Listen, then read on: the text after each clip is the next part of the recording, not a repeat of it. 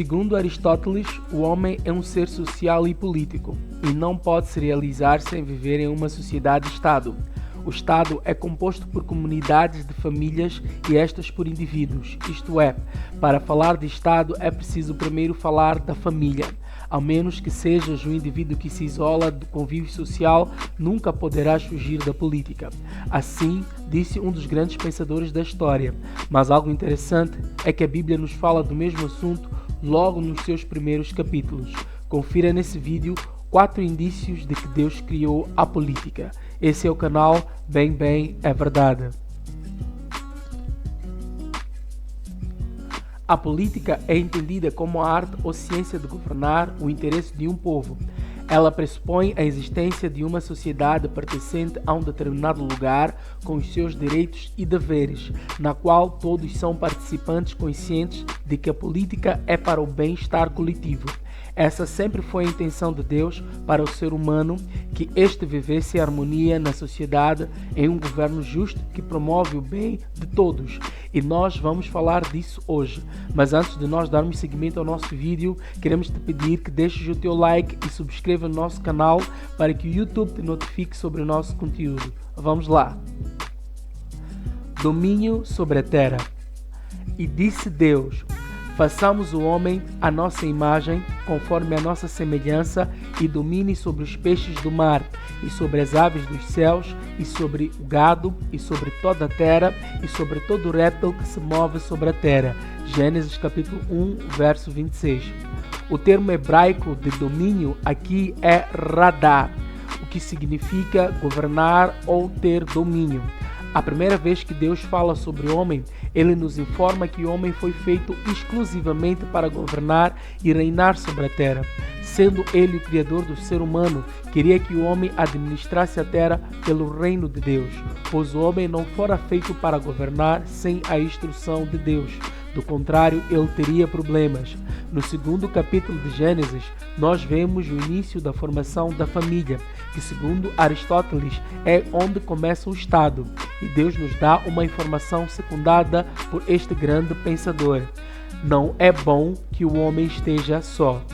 Um olhar atento ao versículo revela que este não se revela à vida conjugal apenas, mas ao fato de que o homem, por essência, é um ser social, que precisa dos seus semelhantes para juntos conviver, e basta apenas esta convivência para existir política. O chamado de Abraão.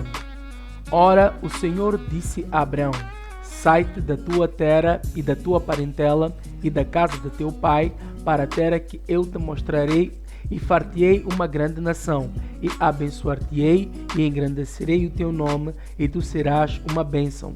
Gênesis capítulo 12, versos 1 e 2. Apesar do patriarca ser conhecido como a figura pela qual se desenvolveram religiões monoteístas como o judaísmo, cristianismo e islamismo, o propósito de Deus é claro que o Senhor queria fazer uma nação por meio dele. Deus disse que iria mostrar uma terra a Abraão, o que é requisito básico para uma nação se desenvolver, isto é, ter um território. No decorrer da Bíblia, nós vemos a descendência do patriarca tendo um marco na história entre as nações. Por exemplo, José, seu bisneto, foi governador da nação mais poderosa da época, trazendo livramento a toda a humanidade na altura com habilidades extraordinárias em administração. Moisés foi um príncipe egípcio de origem hebreia que depois foi diplomata enviado por Deus para negociar a libertação do povo de Israel com o faraó, rei do Egito. Após o sucesso da missão, Moisés liderou o povo judeu, a nação criada por Deus, pelo deserto, não como líder religioso, mas político. Ele recebeu do próprio Deus as leis que nós conhecemos como os 10 mandamentos, tais que ainda têm influência nos dias de hoje e contribuíram na formação do modelo de nações ao redor do mundo. Salomão, que foi o homem mais rico e mais sábio de toda a história, foi o terceiro rei de Israel e exerceu influência entre várias nações da época. Filho do rei Davi, que foi o segundo rei de Israel, também respeitado e até temido por reinos inimigos. Mesmo a figura dos profetas e sacerdotes tinha um papel político, pois estes traziam a vontade de Deus para o povo, bem como levar o povo a observar a palavra do Senhor. A mensagem de Jesus. Desde então começou Jesus a pregar e a dizer: arrependei-vos, porque é chegado o reino dos céus. Mateus capítulo 4, verso 17. Como falamos no nosso vídeo A Origem do Pecado, arrependimento significa mudar de mentalidade, pois como o homem pensa de si mesmo, assim ele é. Jesus, por saber que o homem estava não debaixo do domínio, mas sob a influência de Satanás por conta do pecado, e que isso trouxe nada além de sofrimento, tanto individual como coletivo, buscou reintroduzir o reino de Deus sobre a terra. Quem conhece a famosa oração do Pai Nosso se lembra da seguinte frase: venha o teu reino, seja feita a tua vontade, tanto na terra como no céu. Mateus capítulo 6, verso 10. No início, Deus deu o reino para o homem para ser influenciado pela vontade de Deus. Mas o homem decidiu se separar de Deus e deu espaço para Satanás entrar e o influenciar. A pergunta que podemos fazer agora é: como estamos hoje em termos de governação?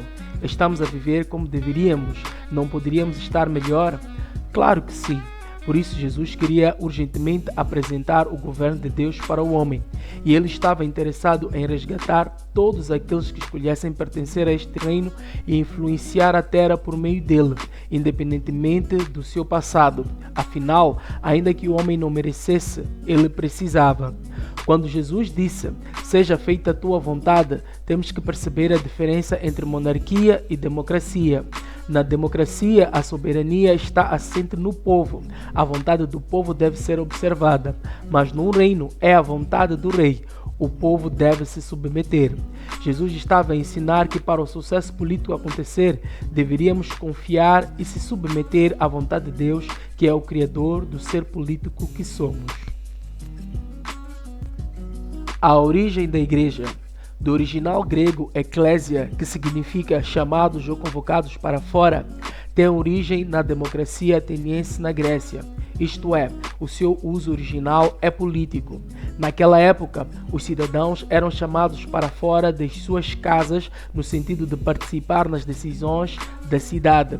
Jesus não mudou o significado, por isso ele disse: pois também eu te digo que tu és Pedro, e sobre esta pedra edificarei a minha igreja, e as portas do inferno não prevalecerão contra ela. Mateus capítulo 16, versículo 18.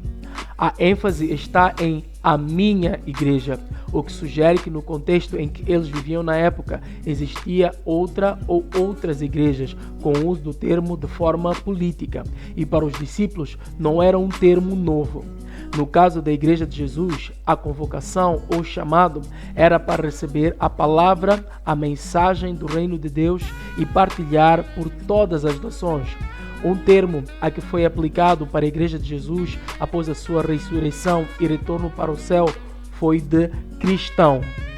Não foi Jesus quem criou esse termo e em nenhum momento ele falou de cristianismo na sua mensagem. Quando os apóstolos foram chamados de cristãos pela primeira vez em Antioquia, assim o foram por expressar uma conduta que parecia com a de Jesus Cristo. Isto é, eles expressavam o estilo de vida e ou cultura do reino de Deus. Muito mais coisas a Bíblia nos mostra sobre a intenção de Deus nos criar como seres políticos e do quão Ele é interessado em ver o ser humano ser bem-sucedido, e esse canal vai partilhar tudo consigo. Por isso te pedimos mais uma vez que deixes o seu like e o seu comentário e se inscreva no nosso canal para que o YouTube lhe informe sobre o nosso conteúdo. Fique bem e Deus abençoe.